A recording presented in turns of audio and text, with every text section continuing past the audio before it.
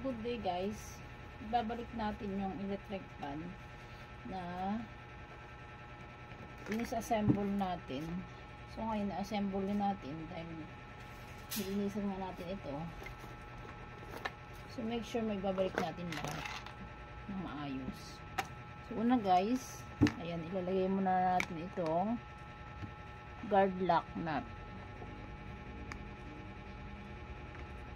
Then i-screw natin yan. Mahirap gumawa ng naka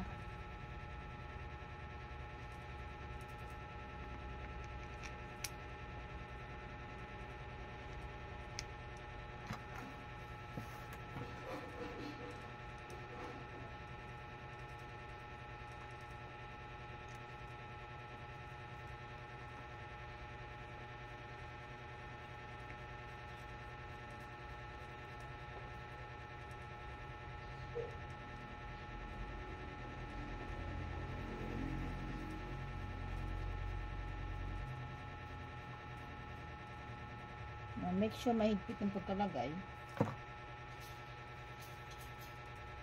Then, mga lawa, ilalagay natin ito. Ito sa ibabaw, may dalawang butas.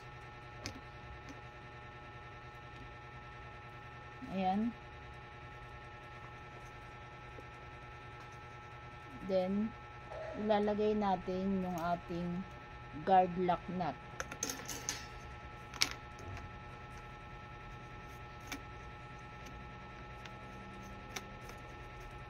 So, ito yung nagpapalak para hindi uga yung ating cover ng LC.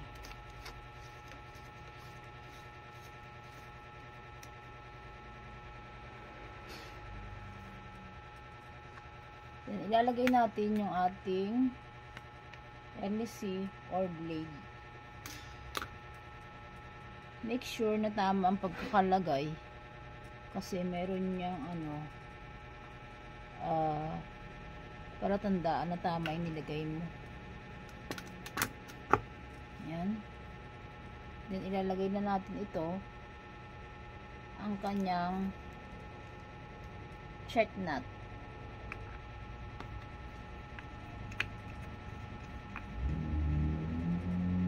Clockwise. Ayan. Kasi kung hindi ka marunong nito, hindi mo ito mahihigpitan.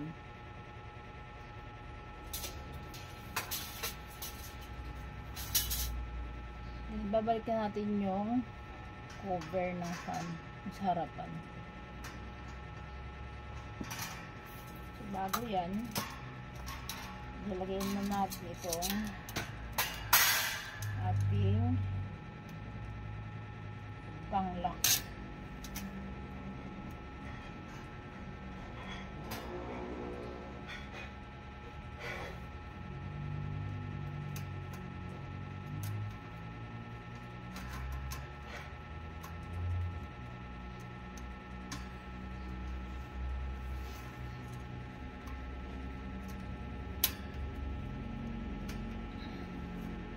So, ayan guys. Then, itong ating screw ay higpitan natin para hindi mahulog yung cover.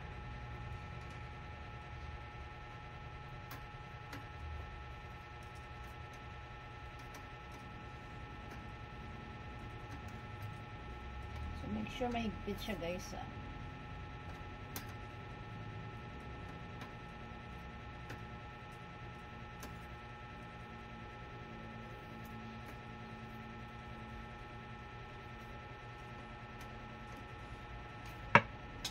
Ayan, mahigpit na. Ilalagay natin yung ating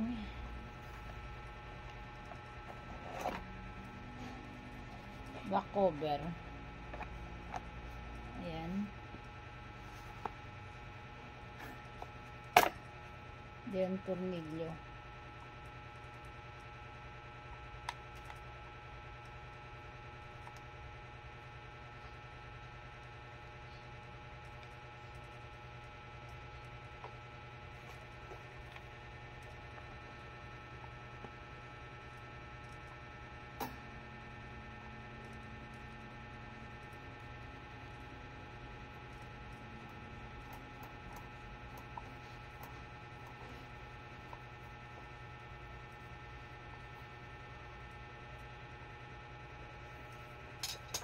Of course, ibabalik natin yung ating nut. Where's the nut? Nut.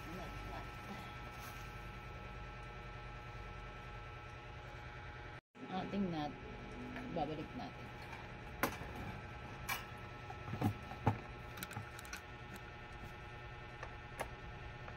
Lang natin yan. Yan. So, ayan na. Then, ito-test na natin to guys, kung tama ba yung ating ginawa.